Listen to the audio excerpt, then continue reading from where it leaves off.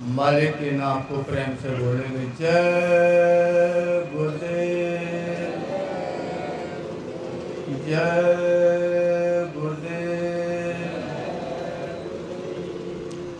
शब्द रूप में सर्वत्र विराजमान परम पूज्य बाबा जय गुरुदेव जी महाराज के पावन चरण कमलों में अनंतो अनंत नमन और प्रणाम। जय गुरुदेव धर्म प्रचारक संस्था के राष्ट्रीय अध्यक्ष, भक्त के सतगुरु अंतर्यामी पूज्य महाराज जी के चरणों में कोटान कोट नमन और प्रणाम करते हुए जय गुरुदेव संगत इटावा के महामंत्री भाई श्री मलखान सिंह जी और बसरेर ब्लाक अध्यक्ष रामकिशोर जी और कोठी मंदिर खितौरा धाम से पधारे वक्ता बाबा लालदास जी, दत्तनलाल जी, उपस्थित हमारे सभी सत्संगी भाई बहनों, सभी जहाँ तक आवाज़ सुनी जा रही है, सभी सत्संग धर्म प्रेमी माताओं बहनों, बच्चे बच्चियाँ, नौजवान भाई बुजुर्गों, सबको हमारा सादर जय गुरुदेव। सत्संग प्रेमियों, देखो आज ये तारीख स्मरणीय है। 1997 में परम पूज्य बाबा जय गुरुदेव जी महाराज तूफानी दौरे लेकर के इसी उसराहर में गुजरते हुए और सोतियानी इंटर कॉलेज में सत्संग सुनाया था। गुरु महाराज प्रातः काल की वेला में यहीं भरथना रोड पर चंद्रभान वर्मा जी रहते थे। वो शायद कन्नौज डिस्ट्रिक्ट के रहने वाले थे और मर्दरा क्षेत्र के। उनकी पत्नी थी बिमला देवी और ब्लाक ताखा पर यहीं कोई कार्यरत थी, पदाधिकारी थे। गुरु महाराज से उनका बहुत ही अनन्य प्रेम था। गुरु महाराज ने उनके दरवाजे पर गाड़ी खड़ी की और उनको पता चल गया कि बताया था लोगों ने कि स्वामी जी यहाँ से निकलेंगे, और स्वामी जी ने गाड़ी खड़ी करके उनके घर में चले गए और जा कर के घूम घाम के आशीर्वाद दे करके और सोतियानी जा कर के इंटर कॉलेज में स्वामी जी ने सत्संग सुनाया था। तो उस तिथि को, उस तारीख को अगले 2097 में आए थे। वो 1997 1998 में इसी तारीख को चंद्रभान वर्मा जी ने अपने यहाँ सत्संग शुरू कराया था।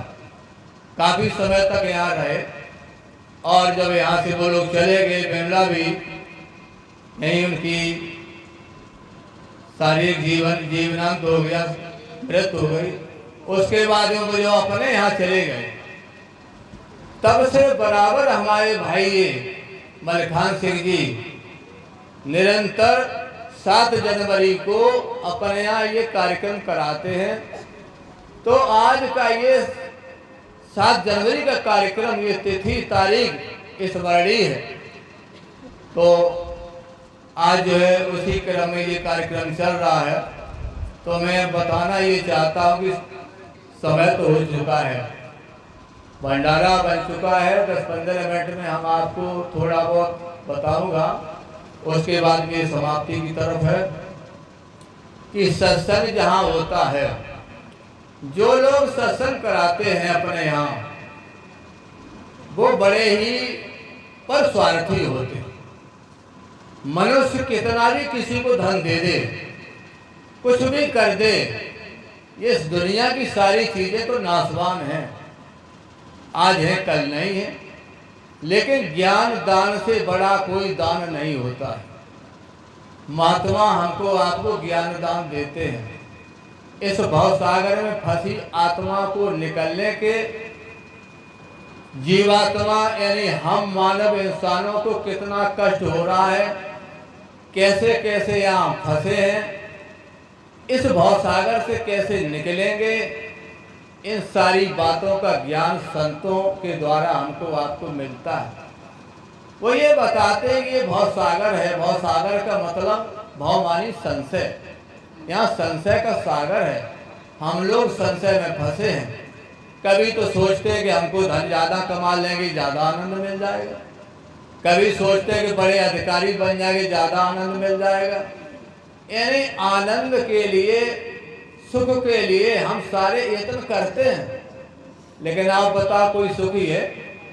अधिक धनवान हो गया तो कोई बीमारी लग गई, कोई पदाधिकारी हो गया तो कोई प्रशासन से बिखल्ला लग गया तो परेशान।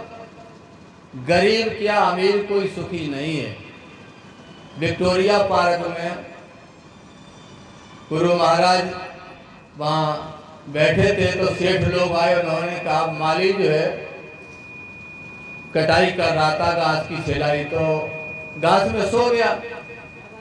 तो सेठों ने कहा कि देखो ये कितना सुखी है, इसको बड़ी आनंद की नींद आ रही है। स्वामी जी महाराज ने कहा, सेठ जी उसको पूछो तो। बोले कि कैसे? अरे उससे पूछो तुम कितने सुखी हो। जब सेठ गए उनसे पूछा कि भैया तू तो बड़ा सुखी है, तुझे बड़ी चैन की नींद आ रही है। तब कहने लगा, अरे भाई मैं कहाँ सुखी हूँ, कितनी मेहनत करता हूँ, खाने की कपड़े की बड़ी दिक्कत है। सुखी तो वो है जो बड़े बड़े सेठ हैं, मसंद लगाए आराम से लेटे रहते हैं। अब जब आए तो गुरु महाराज ने पूछा, बताओ क्या कहा? तो उन्होंने सच्ची बात बताई। तो बोलो कि वो तो ये कह रहे हम नींद की गोलियां खा खा करके और अपनी नींद लेते हैं, और तमाम बीमारी है तो हम बीमारियों की दवा लेते हैं। तो सच्ची बात तो यहाँ कोई सुखी नहीं है। सुखी कौन है? राजा कहे महाराजा सुखी, महाराजा कहे सुख इंद्र को भारी। और गोस्वामी जी बात विचार कहें, भजन बिना सब जीव दुखाए। भजन के बिना सबको दुख है, सब परेशान है, कोई चैन में नहीं है। तो आपके पास सुख की जगह है, अंतर में घाट है, आनंद का घाट है। अभी हमारे भैया इंजीनियर साहब काफ़ी अब लोगों को बता चुके हैं कि मन को कंट्रोल करना है, ये कर लो वो कर लो, ये सही बात है। लेकिन मैं आपको एक बात बताता हूँ, ये मन कभी किसी का कंट्रोल में न हुआ ना ऐसे हो सकता है। बड़े बड़े ऋषि मुनि, बड़े बड़े महात्मा इस मन ने सबको ध्वस्त कर दिया, तो कैसे कसना होगा? अगर किसी आदमी को कोई रोग है तो बगैर दवाई के नहीं जाएगा। इस मन में, मन को कंट्रोल करने की भी आपके पास दवाई है, और दवाई को संत देते हैं। महात्मा आपको बताएंगे कि मन कैसे कटने बस में होगा। तो कहते, धुन सुनकर मन समझाई, कोटि जतन से मन नहीं माने, धुन सुनकर मन समझाई। आप भजन कीजिए, राम नाम चिंतामणि सुंदर, बसा है गरुड़ जास उर्वंतर। जिसके अंतर राम नाम की मणि जागृत हो गई, अंतर में राम नाम प्रकट हो गया, तो किसी चीज की कमी नहीं रही। गोधन गजधन बाजधन और रतन धन खान, जब आवे संतोष धन सब धन धूल समान। जब आपके अंदर संतोष आ गया तो संतोष ऐसे थोड़े जाता है। संतोष तब आता है जो बड़ी चीज मिल जाती है, रुपया से, पैसा से, बच्चों से, स्त्री से, रिश्ते नाते, सबसे बड़ी चीज जब आपको मिलेगी तो संतोष आ जाएगा। और सबसे बड़ी चीज क्या है? भक्ति। भक्ति के अलावा कोई सुख शांति का स्थान है ही नहीं। तो मैं आपको ये बताना चाहता हूँ कि केवल आप एक काम करिए, मन के विकार ऐसे नहीं जाते हैं, मन के विकार जाएंगे। सतगुरु की सब तलाश करके आप उनसे सुमिरन ध्यान भजन का रास्ता ले लीजिए। वो ये कहते हैं कि घर गृहस्थी में रहो, किसी को साधु बैरागी कपड़ा रंगने की जरूरत नहीं है। जैसे आप रहते तैसे हम लोग रहे, सब लोग गृहस्थी में रहो। और घर गृहस्थी में रहते हुए ईमानदारी मेहनत से काम करो, बाल बच्चों की सेवा, माता पिता की सेवा और परिवार की जिम्मेदारी को निभाते हुए, अगर परिवार की जिम्मेदारी को न निभाया, साधु बैरागी बन गए तो दूसरों का खाओगे, सिर पर लाद के चले जाओगे। भजन करना जानते नहीं, कभी उद्धार नहीं हो सकता। इसलिए गृहस्थी में रहो और संतों की तलाश करके नाम डाल लो, सुमिरन ध्यान भजन का रास्ता ले लो। और जितने मन के विकार हैं, निंदा करना, चुगली करना, दूसरे को बदनाम करना, रोटी गवाही देना और लूटपाट, बेईमानी, हिंसा, ये जितने विकार हैं, केवल एक आपके पास उपाय है, एक ही आपका उपाय है, एक ही आपका इलाज है कि सुमिरन ध्यान भजन करो, आपके मन साफ हो जाएगा। अरे कपड़ा गंदा हो गया है, गंदा आपका कपड़ा होता है तो आप पानी में ले जा करके भिगोते हो, उसमें साबुन लगाते हो, लगाते लगाते साबुन उसकी रगड़ाई मलाई करते हो और पानी की धार से फिर उसको धो डालते हो, चमक जाता है। अच्छा बताओ, साफ होता कि नहीं होता? ऐसे ही आपका मन, कितना भी उपाय करो मन नहीं साफ होगा। जब आप सुमिरन ध्यान भजन करेंगे, अंतर में जब आपको मालिक से जुड़ेंगे तो संगत ही गुण उपजे, संगत ही गुण जाए। तो आपने संगत किसकी की? भगवान की। अभी तो बाहर की संगत कर रहे हो, अभी तो संतों का सत्संग आपने सुना है और सुनकर के ये सोच रहे हो कि बहुत अच्छी बात बताई, लेकिन अभी तो अच्छी बात बताई है, जब आप अमल करोगे कैसे? आज सोचेंगे हमारे गुरु भाई लोग कि आज शाम को मैं सुमिरन ध्यान भजन ज्यादा करूंगा। जब सुमिरन ध्यान भजन करोगे वही तो मन की बैठक है, दोनों आंखों के पीछे जीवात्मा बैठी है 10वां दरवाजे पर और यहीं पर गंदगी जमा है। और जब आप सुमिरन ध्यान भजन करेंगे और वहीं पर गुरु आपका बैठा है, बड़े ध्यान से आप समझो, जहाँ पर आप सुमिरन ध्यान भजन करने का स्थान है वहीं सतगुरु की ये बैठक है। और जब मन को एकाग्र करके रोक करके जब भजन करोगे तो वही आपकी मन को सफाई होती है। ऐसे कोई चाहे तो मन कभी बस में नहीं होता। एक ही उपाय है कि आप भजन करो। आज के लोग सोचते हैं, बहुत विचार करते, बहुत प्रचार करते हैं कि लड़के नहीं मानते, लड़के जो फिल्म देखते हैं, लड़के मोबाइल बिगड़ गए, लड़के ऐसा करे। अरे वैसा वैसा करने की बात छोड़ो, भजन करो। अगर न मन मान जाए और इस समाज का सुधार न हो जाए तो बाबा जी को बाबा जी मत कहना। रामराज कैसे आएगा? नेता लोग, बड़े बड़े विद्वान लोग कहते हैं रामराज आ जाएगा। रामराज ऐसे नहीं आता है। भगवान ने कभी लाठी डंडे से राज्य की स्थापना नहीं की थी। उन्होंने क्या कहा था कि एक बार रघुनाथ बुलाए, गुरुद्वासी सब आए। जब लंका में रावण को मार के सीता जी को ला करके पुष्पक विमान में बैठा करके जब अयोध्या में आए तब प्रजा सुखी थी, आनंद थी। उन्होंने कहा राम राज्य की स्थापना करना है, इनको उपदेश देना है। जब उपदेश मान जाएंगे तो हमारे राम राज्य की स्थापना हो जाएगी। तो उन्होंने कहा कि बैठे गुरु दुज और मुनि सज्जन और बोले बचन भगति भय भंजन। जब महात्मा गुरु सभी बैठे तो उन्होंने कहा कि नहीं अनीति नहीं कछु प्रभुताई और सुनो करो जो तुम्हें सुहाई। मैं कोई अनीति की बात नहीं करता हूँ, शास्त्र सम्मत बात करता हूँ और मेरी बात को सुन करके जो मने आए वो करना, मैं किसी को जबरदस्ती नहीं करता हूँ। और फिर क्या कहा? न बड़े भाग मानुष तनु पावा और सुर दुर्लभ सब ग्रंथन गावा। ये लोग बड़े भाग से मनुष्य मिला है इस शरीर की याचना देवी देवता भी करते हैं।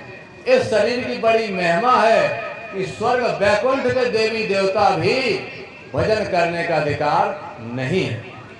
और जब आएंगे मृत्यु लोक में तो नर्तन पा करके भजन करेंगे, तो वो भी चाहते कि मनुष्य शरीर मिल जाए, अब की बार तो भजन करके आत्मा का कल्याण कर दें। तो ये मनुष्य शरीर आपको मिला है और इस शरीर से आपको भजन करना है, और भजन करोगे तभी राम राज्य की स्थापना होगी।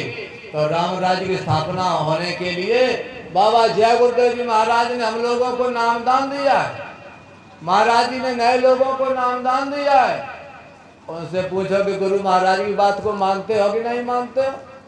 एक भी जय गुरुदेव वाला ये नहीं कह सकता है कि मैं बाबा जय गुरुदेव की बात को नहीं मानता।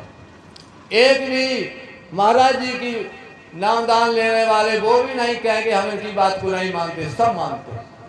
और मानते हैं तो ये राम राज्य की स्थापना हो गई। अगर सब लोग संतों से नामदान लेकर के सुमिरन ध्यान भजन करने लगे तो बुराइयां छूट जाएगी, लोग राम राज्य की स्थापना अपने आप हो जाएगी। लाठी डंडे से कानून बनाने से राम राज्य की स्थापना न कभी हुई न आगे होगी। तो आगे समय आने वाला है कि राम राज्य की स्थापना होगी। आगे समय खराब आने वाला है।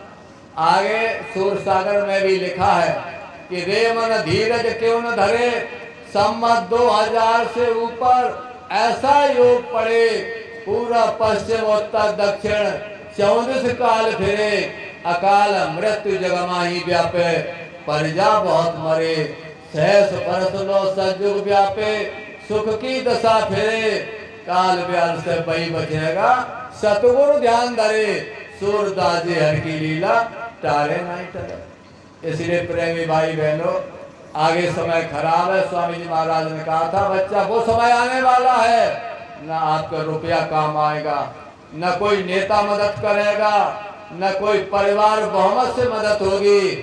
बच्चा शाकाहारी हो जाना और भजन से रक्षा होगी। आगे वो समय आने वाला। बाबा जी ने कहा सबकी दाढ़ी में आग लगेगी तो कौन किसकी बुझाएगा। इसलिए हमारा तो कहना गुरु महाराज जी की आदेशानुसार यही है कि जिन लोगों ने अब तक नामदान नहीं लिया है, नामदान ले लो, भजन करो। आगे वो समय आने वाला है। स्वामी जी महाराज ने कही थी कि आगे बटन की लड़ाई होगी। अभी तो दूसरे किस्म की होती रही। पाकिस्तान वाले वहीं से बटन दबाएंगे, अमेरिका वाले वहीं से बटन दबाएंगे और दूसरे देश का सफाया कर देंगे। वो समय आने वाला है। तो आगे आने वाले समय से बचने के लिए आपको भजन करना। जब एटम बम परमाणु बम छूटेंगे और गुरु महाराज ने कहा बच्चा जब जय गुरुदेव वाले झंडा लेकर के खड़े हो जाओगे तुम्हारा बाल बाका नहीं होगा। अभी नेपाल की घटना हुई थी। जगजाहिर दुनिया में ये प्रसिद्ध है कि एक जय गुरुदेव वाला टाट पैंट पहनता था और जूता गांठता था। और जब ये घटना हुई तो उसका काम क्या था, हर इतवार के दिन नेपाल की गलियों में जाकर के झंडा लेकर के कहता था कि बाबा जी का कहना है शाकाहारी रहना है, बाबा जी का कहना है शाकाहारी रहना। लोग ये कह रही तो पागल हो गया, ये कोई बात रही, तेरी कौन बात मानेगा। लेकिन जब घटना घटी और समय धरती दहलाए गई और धरती फटने लगी, झंडा लेकर के खड़ा हो गया। जितनी एरिया में उसका था बाल बाका नहीं हुआ, बिल्कुल खड़ा रहा, कोई नुकसान नहीं हुआ। अमेरिका के अखबार में आया कि भारत में बाबा जय गुरुदेव का, संत बाबा जय गुरुदेव का भक्त नेपाल की धरती पर झंडा लिए खड़ा रहा, उसका कोई बाल बाका नहीं हुआ। इसलिए आने वाले समय से बचने के लिए सबको भजन करना है। और जितने हमारे गुरु भाई बहने हैं आज से संकल्प ले लीजिए कि 2026 में हम ज़्यादा से ज़्यादा भजन करेंगे। और जो लोग सुमिरन ध्यान भजन करते, सुमिरन सही नहीं हो रहा। हमारे पुराने गुरु भाई लोग जिनको हो गया करीब 30 साल हो गए, कोई 40 साल हो गया, कोई 20 साल हो गया, सुमिरन नहीं सही कर पा रहे। अगर सुमिरन सही नहीं करते तो मैं आपको बताता हूँ, भैया मलखान सिंह उसरार में रहते हैं, इनसे पूछ लेना। और कैसे हम सुमिरन करें, जब आप सही सुमिरन करेंगे तभी आपका ध्यान भजन बनेगा। और फॉर्मेलिटी मत करना कि 15 मिनट के लिए कागी जय गुरुदेव 15 मिनट में हमारा हो गया, ऐसे नहीं। मन से और सही तरीके से आप सुमिरन करेंगे और गुरु महाराज को याद करके और सही सुमिरन करेंगे तो आपका ध्यान बनेगा। ऐसी कोई बात नहीं ध्यान न बने और सुमिरन सही नहीं होगा तो ध्यान कभी बन ही नहीं सकता। और जब ध्यान बनेगा तो आपका भजन होगा, जब भजन होगा तो आपके अंदर आनंद की अनुभूति होगी। इसलिए आपको ये बताना चाहता हूँ कि आज से ज़्यादा आप लोग भजन करें। भजन ही जीवन का सार है और सार चीज आपकी निकल गई तो ये थोड़े दिनों के बाद शरीर जाने वाला है, फिर कुछ होने वाला नहीं है। इसलिए पारी को विराम देना चाहता, समय हो चुका है सत्संग का। हमारे भाई लोगों ने बहुत आपको बताया है। और होली का कार्यक्रम 3, 4, 5 मार्च का मथुरा में, ये लोगों ने नामदान नहीं किया, नामदान ले लो। नामदान का मतलब ये नहीं है कि आप जैसे 70 साल की उम्र हो गई, किसी की 80 साल की हो गई, अरे उम्र तो हो गई, लेकिन गुरु महाराज का आदेश है आप नामदान ले लो। आप 3 घंटे 2 घंटे नहीं बैठ सकते हो, बहुत से लोग 1 घंटा भी नहीं बैठ सकते, तो आप लेट जाइए, लेट करके करो। गुरु का आदेश है, गुरु के आदेश में आपकी साधना स्वीकार कर ली जाएगी। और महाराज जी ने जहाँ तक कहा है कि जैसे कोई सर्विस करता है, सिक्योरिटी वाला 12 घंटे की ड्यूटी देता है और 12 घंटे ड्यूटी देगा तो उसको तनख्वाह मिलेगी, अगर 4 घंटे ड्यूटी देगा तो तनख्वाह नहीं मिलेगी। इसी तरीके से भजन बने या न बने, आप ज़्यादा 1 घंटा 2 घंटा संकल्प करके बैठो, मैं अब भजन के लिए इतने समय तक बैठा हूँ, और मोबाइल स्विच ऑफ कर लो। आप भजन कर रहे, मोबाइल घंटी बजने लगेगा, आपका साधना खंडित हो जाएगी। मोबाइल स्विच ऑफ कर लो और बैठ जाइए, 1 घंटा आधा घंटा संकल्प करके और सुमिरन ध्यान भजन जो भी करना चाहो आप करिए। बने या न बने आपकी ड्यूटी होगी तो आपकी ड्यूटी कबूल की जाएगी। तो आप लोग इसलिए सुमिरन ध्यान भजन ज़्यादा करें। और महाराज जी गाजीपुर जिला में 83 दिन का ये कार्यक्रम चल रहा है, न्याय पंचायत स्तर पर चल रहा है और बड़े भारी भीड़ आ रही है। अभी जौनपुर में 122 दिन महाराज जी के कार्यक्रम चले, इटावा की सेवा लगाई गई, हम लोग गए, 10 दिन वहाँ पर रह करके संपन्न कार्यक्रम हुआ। ये अब की बार ये कार्यक्रम आप लोगों के सहयोग से सराहनीय रहा, इटावा की कोई कमी नहीं रही। और 13 फरवरी को इटावा की सेवा फिर लगाई गई है गाजीपुर में, तो हम लोग उस पर भी ध्यान देंगे। अभी हमारे भाई लोगों ने सेवा के बारे में कहा है, सेवा के लिए ये नहीं कि आप लोग अपना सब कुछ दे दो, सब न दे दो। महात्माओं ने कहा है कि जो जल बाढ़ है नाव में और घर में बाढ़ है दाम, और दोनों हाथ उलीचिए यही सज्जन का काम। और दोनों हाथ उलीचने का मतलब ये थोड़े ही है कि रुपया पैसा सब उलीच दे, ऐसा नहीं।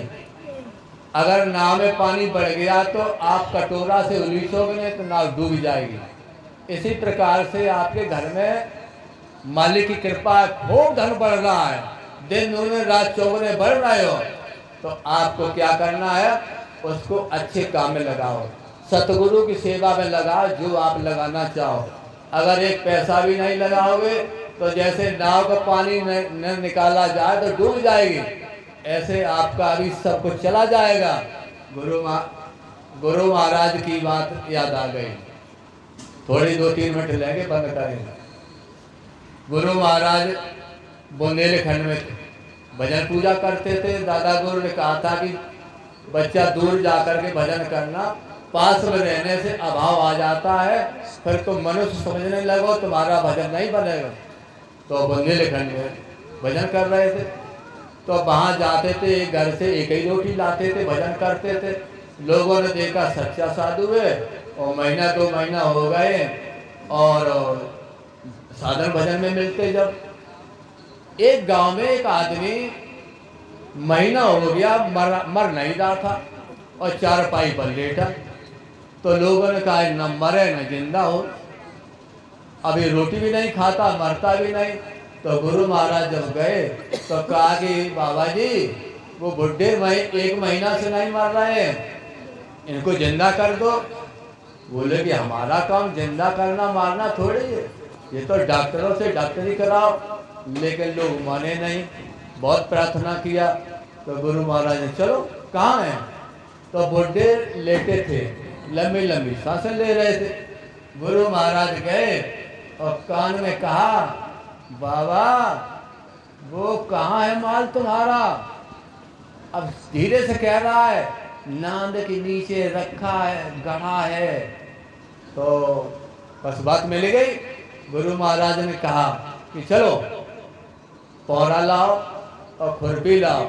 खोदा वहीं पर असरपी मोहरे और समय मुद्रा भी सब मिली और लेकर के और बाबा उनके बूढ़े बाबा के छाती पर रख दिया। जैसे ही रखा और तैसे ही चले गए, उनकी आत्मा उसमें जुड़ी थी।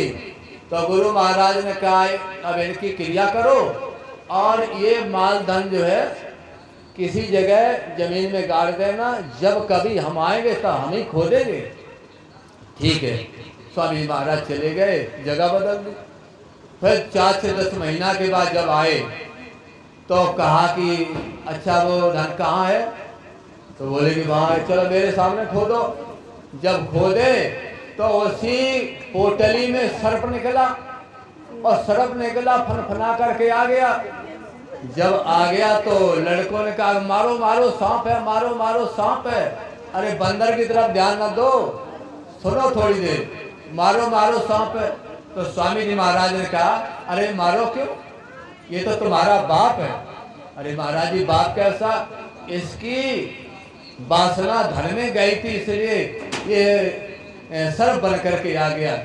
इसलिए प्रेमियों बताना ये है कि कहा कि जो जल बाढ़ है नाव में, घर में बाढ़ है दाम, और दोनों हाथ उलीचिए, यही सज्जन का काम। अगर घर में उनकी ज्यादा लोभ न होता, अच्छे काम में लगाते रहते तो 84 में वापस नहीं आते। इसलिए आपके पास धन दौलत है तो गुरु के सेवा में जो लगे लगाइए। इन्हीं शब्दों के साथ वाणी को विराम देता। भूल चूक गलती आप लोग क्षमा करेंगे।